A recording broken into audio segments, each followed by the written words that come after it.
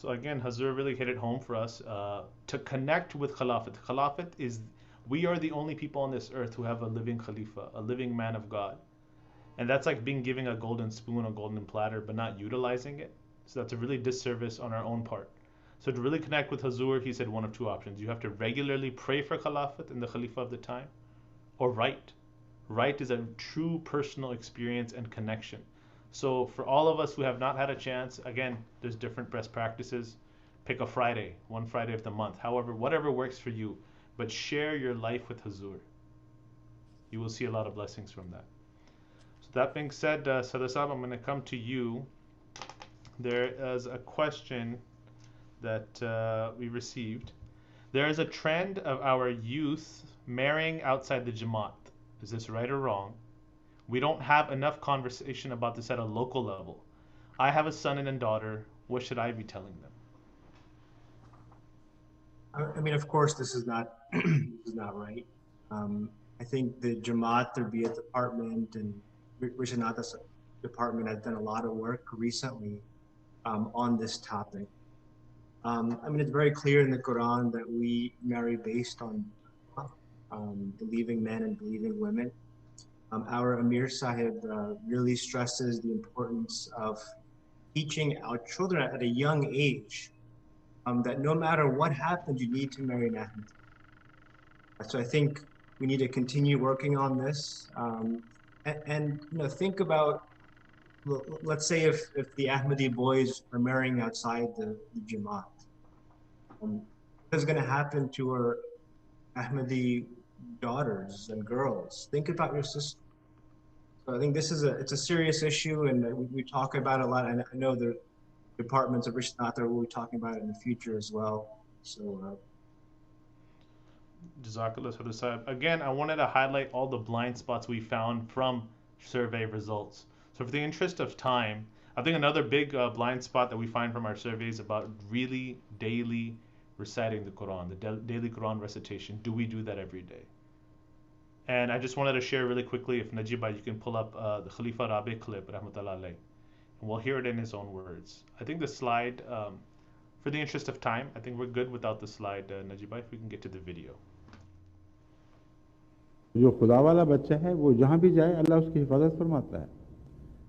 तो सबसे पहले तो इबादत के ताल्लुक़ में कलाम इलाही का पढ़ना एक ऐसा बुनियादी अमर है जिसकी तरफ मैं आपको मुतवज्जह करता हूँ। जहाँ तक मैंने जायज़ा लिया है, बहुत कम ऐसे ख़ानदान हैं जिनमें रोज़ाना तिलावत होती हो। शाज़ के तौर पर ऐसे बच्चे मिलेंगे जो सुबह उठकर पहले नमाज से पहले या नमाज के बाद कुछ तिलावत करते हैं। और ये जायज़ा फैमिली यानी ख़ानदानों के मुलाक़ात के दौरान मैंने लिया और अक्सर बच्चों को इस बात से बेखबर पाया। वो तरबियत के मसाइल जिन पर मैं गुफ्तगू करता रहा हूँ वो सारे बेहकीकत हो जाते हैं अगर इस बुनियादी हकीकत की तरफ तवज्जो न करें कि हमारी नस्लों को अगर संभालना है तो कुरान करीम में संभालना है। और कुरान करीम में दो बातें लाजिमन हैं, हदायत है मगर नहीं भी है। हदायत उन लोगों के लिए है जो तक़वा इख्तियार करते हैं, जो तक़वा इख्तियार नहीं करते उनके लिए ज़ालिकल किताब हो, दूर की किताब रहेगी, जो बज़ाहिर उनके सामने है मगर उनसे दूर हटी रहेगी। लेकिन अगली नस्लें आपकी ज़िम्मेदारी हैं और आइंदा सदी। So again, I think Hazur wrapped it up for us. Without the Quran, we are nothing. So trying to incorporate the Quran in our daily lives. We have 25 minutes left in the program. Nabi Mir Sahib, over to you with the remainder of the questions about vaccine and COVID. Jazakumullah Rabbi Sahib, I have another 10 to 15 questions. I gotta be honest, I'm enjoying the tarbiyat part of it. So my heart wants to jump back to what you and Sada Sahib were talking. But mimma razaqnahum yunfiqum, let's spend out of what Allah has given us. So I'm gonna take these questions about your COVID vaccine. Why is the vaccine only for 16 plus? Will there be a children vaccine available? Now trials have started on Pfizer and Moderna. There's a very good chance, inshallah, during the year 2021, we will have a vaccine for children. And inshallah, that means real schools opening again, inshallah. Question number 2, will there be a new vaccine for the new strain of COVID? Is there more research on it? Both Pfizer and Moderna early trials are showing that the new strain is still affected by this vaccine. This vaccine is good for the new strain. God forbid if there was a strain down the road. These vaccines are easy to modify and change and sort of upgrade, like Windows version 2.0.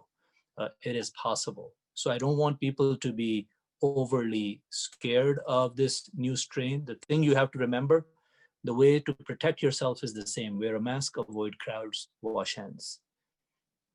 Question number 3, if you've received if you have recovered from COVID or have had the vaccine, can you still spread the bad germ? So if you've recovered from COVID, no, you're immune. You're not spreading it to anyone else after 10, 12 days. There is no viable virus in your system after that. If you have vaccinated, we don't know the answer whether you will still spread. Early reports are saying that even if you spread, it will be much, much less, but we don't know the final answer to that. Question number 4, is the vaccine safe for the elderly with a heart condition? I think it's as safe as it is. People who are elderly with underlying condition have a higher risk of dying of COVID. So yes, they should take the vaccine. Question number 5, if you have recovered from COVID, oh, that's the same question again. 6, should the second vaccine shot be from the same manufacturer? How to ensure provider is giving the same shot twice? Specifically, yes, it should be the same. And as I showed you on the vaccine card, they will write the name of the vaccine, the batch number, the lot number. I mean, this thing is getting tracked like you won't believe it. So there are multiple redundancies in the system to ensure that you are getting the same vaccine. There are some early trials going on in UK and Europe about mix and match as well. We will find that out down the road though. As of now, we're using the same vaccine for both shots. What if we could not get scheduled second shot exactly after 3 weeks? Are there issues if I missed that date? Actually, no. You can take that vaccine 4 weeks later, 5 weeks later, 6 weeks later, and it's still good. In UK, there are some places where they're giving the second shot 3 months later. So I don't want people to feel like the second shot has to be on day 21. It's not recommended that it should be on day 18 or 19. It shouldn't be less than 3 weeks. But if it goes beyond 3 weeks, don't worry about it. It's still good. Question number 9, is there any certificate given out to people who get the shot as proof? You've seen that certificate twice. Here is number 3. So yes, it is given to you as proof. Question number 10, could a patient with COVID take the vaccine shot? Good question. Current CDC recommendation is after 90 days of your recovery from COVID, you should get the vaccine because immunity is very, very likely to last at least that much. Some studies show that immunity can last up to 8 months, 1 year. But current CDC guideline is you can wait 90 days and then get the vaccine if you have recovered or have had COVID before. Number 11, in what way is the new strain of the virus more contagious? Is the exposure time for the new strain less than 15 minutes to considered a close contact? Excellent question. We don't know. I can't say. It's currently, CDC has not changed its definition of exposure. Exposure means I'm not wearing a mask, you're not wearing a mask. God forbid, I have COVID, and we spend 15 minutes together within 6 feet, which means just walking by someone in a park or walking by someone in a Costco is not exposure. Particularly if you're wearing a mask. And I say this because otherwise this virus will paralyze your life. You need to make sure that you're protected, but then you also have to live your life. And that's what most successful countries are doing. If you look at Singapore, South Korea, they never went into these massive lockdowns, shutdowns. There is a way to live safely.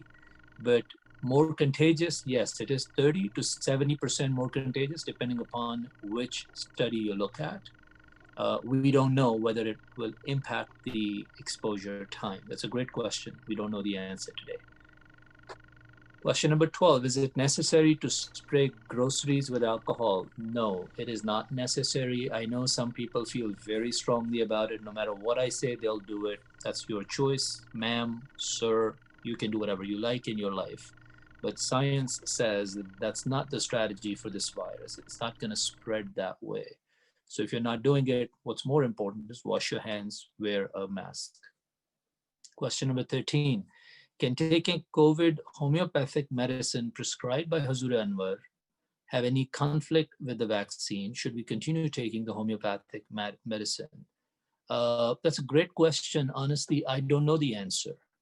And I've always followed a rule in my life. If Khalifatul Masih has said something and I need clarification, I seek that clarification from Khalifatul Masih, not from anyone else.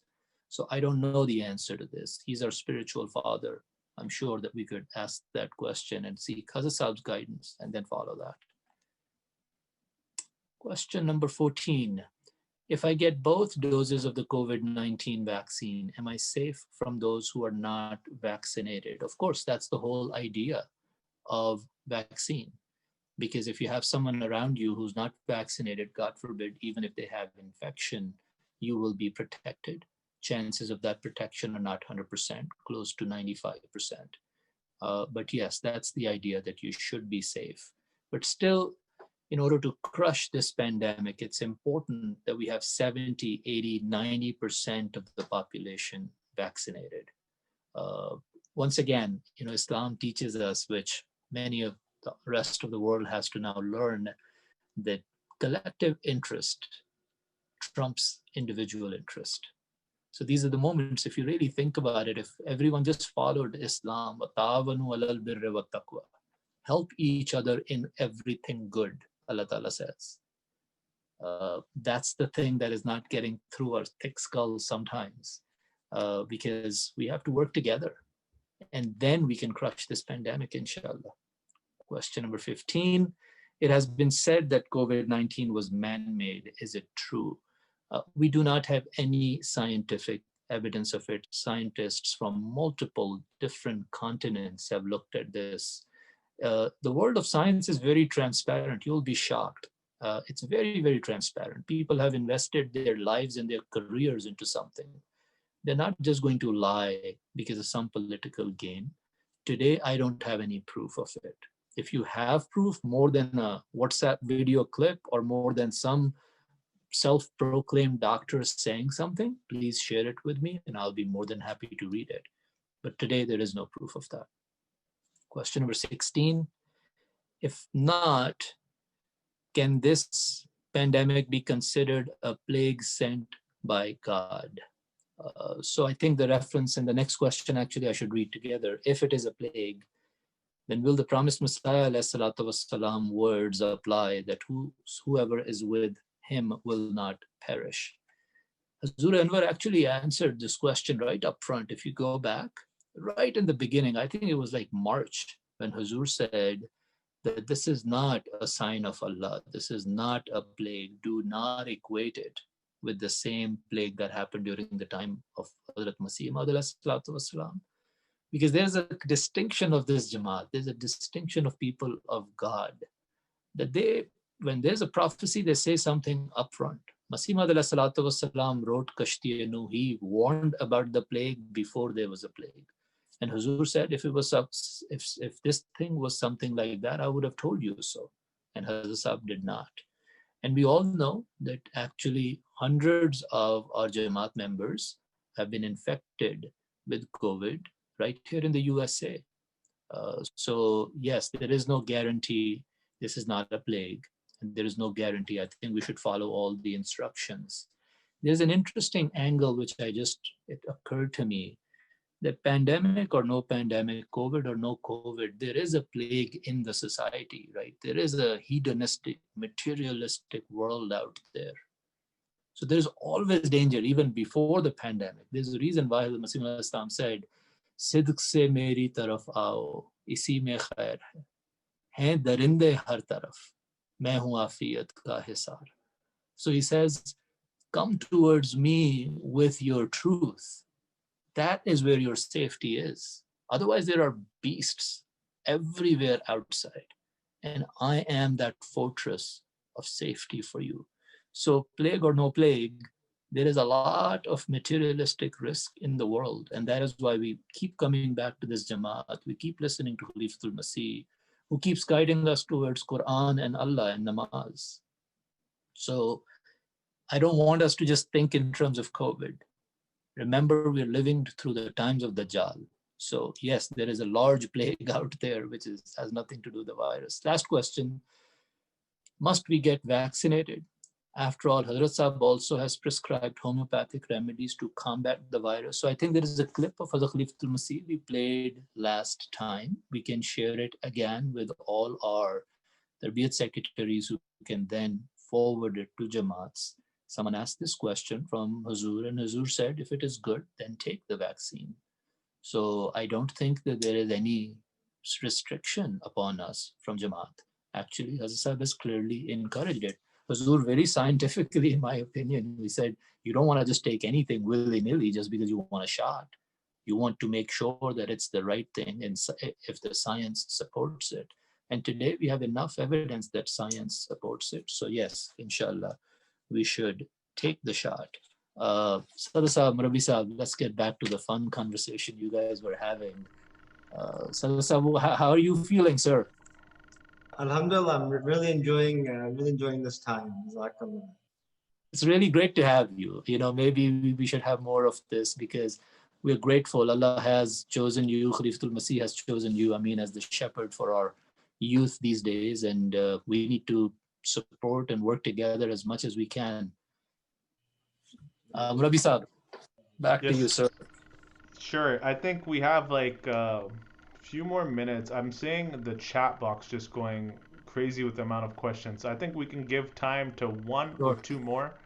Najib bhai, I'll put you on the spot. If you could find us one or two questions that we haven't heard and direct it from there, then we'll come towards our closing.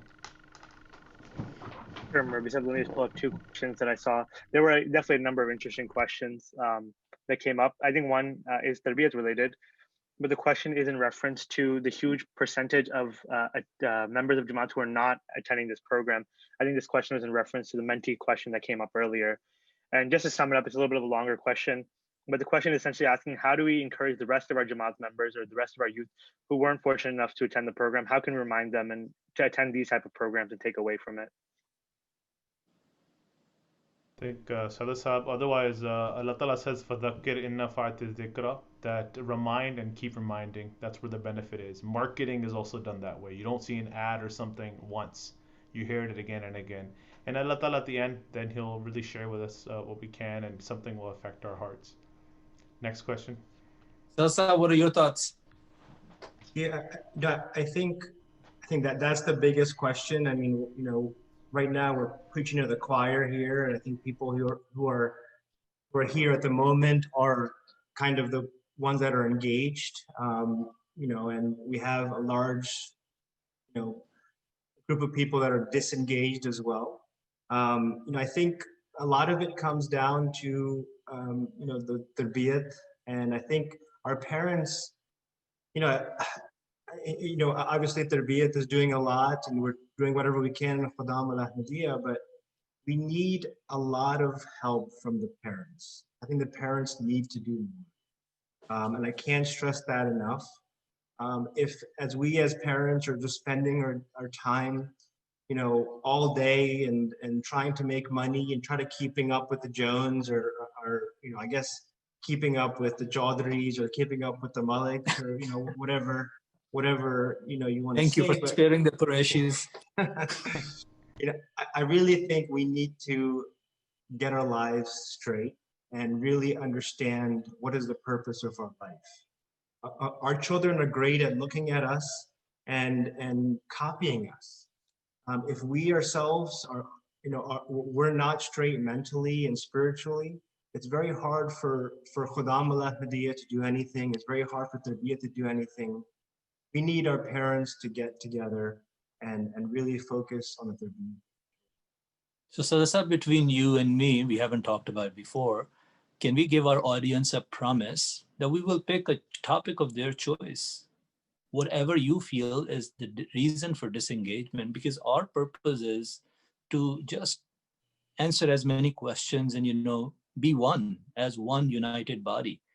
Right, Sadasab? So will that work? Like, can we both give that promise to our audience today that we will do this program every month?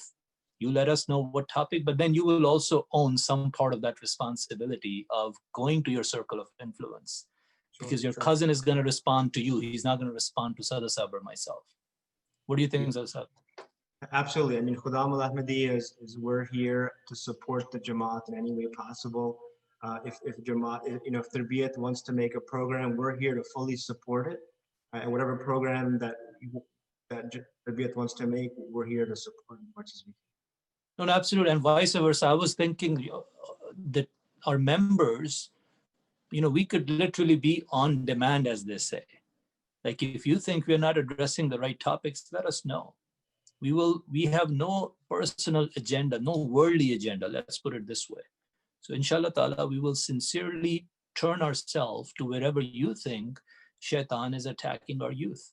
And we will work together with Majlis Khudam al-Ahmadiyya, will work together with our sisters.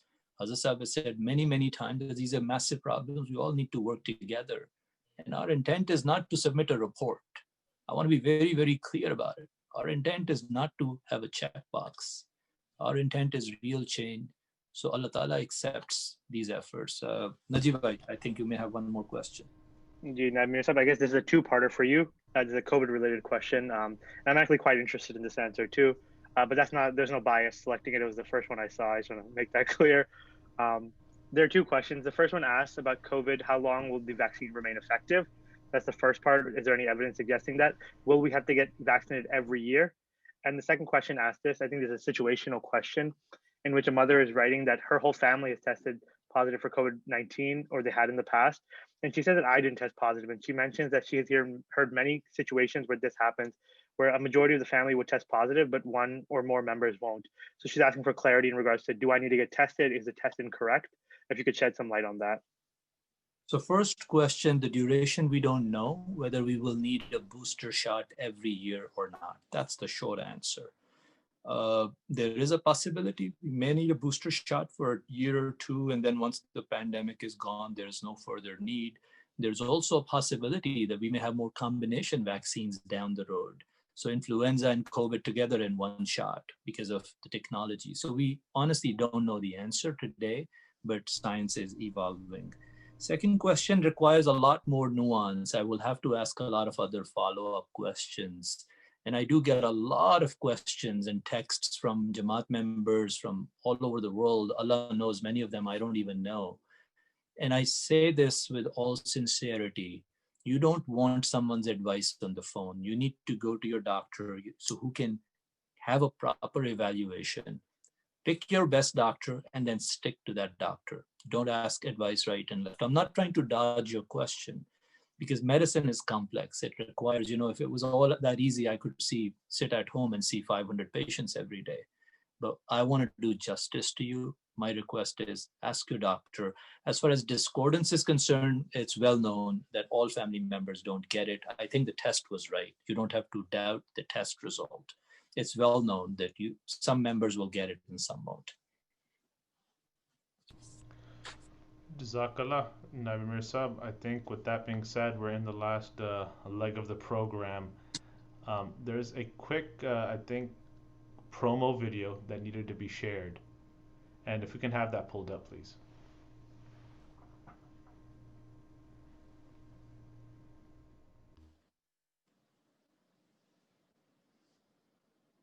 जब लग के दुआ कर लेंगे इंसानियत की हमदर्दी पैदा हो जाएगी हैं और सारे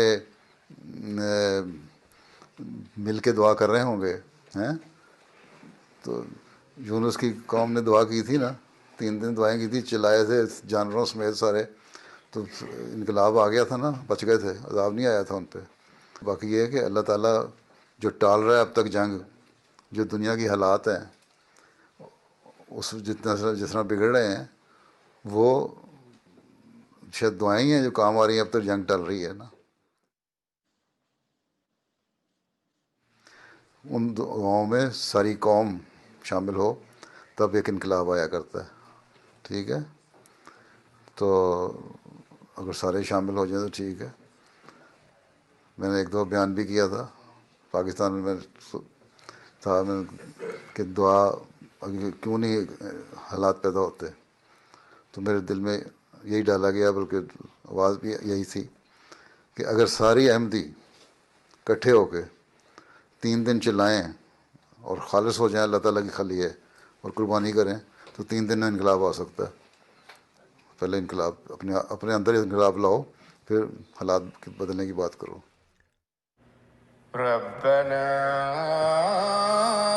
वला तुहम्मिलना मा ला ताक़त लना बिही वाफ़ु अन्ना वग़फ़िर लना वरहमना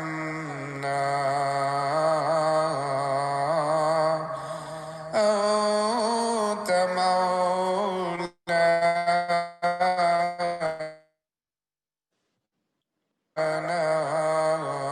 فانصرنا على القوم الكافرين. उन दुआओं में सारी कौम शामिल हो तब एक इनकलाब आया करता है। So with that being said, Jazakallah to everyone. I'd like to hand over the rest of the program to Naib Amir Sahib to conclude us. Jazakumullah to all the organizers, to Murabi Saab, to Sada Saab Khudam al-Ahmadiyya for helping us with this program. And we did take 45 questions approximately, but still there are more. We have to fulfill the promise and end on time. My request is send us your questions up front. As we always say, we prioritize those questions. But the video you just saw under the guidance of the Khalifatul Masih, inshallah, will be rolling out this prayer 3-day effort for next Friday, Saturday, Sunday, January 15th to 17th. Please join us in that. And next month, inshallah, we'll have this every month. Next month, our guest will be National Sadr Lajna Sahiba on this program. Our tarbiyat is a family affair. Each member, each family, each Ahmadi is equally important to us. So inshallah ta'ala, we will send you an invite for the program and you could submit your questions as well. Rabbi Saab, shall we just close with prayers at this stage? Sounds good, Naib Amir. Okay, Jazakallah. I think there was a slide you wanted to show. Right, I think we're good. I think we should end it with respect to time. All right, so it's 7:30. Please join us in dua. So may Allah Ta'ala accept our humble efforts and may it be a source of salvation and forgiveness for all of us. Bismillah ar-Rahman ar-Rahim.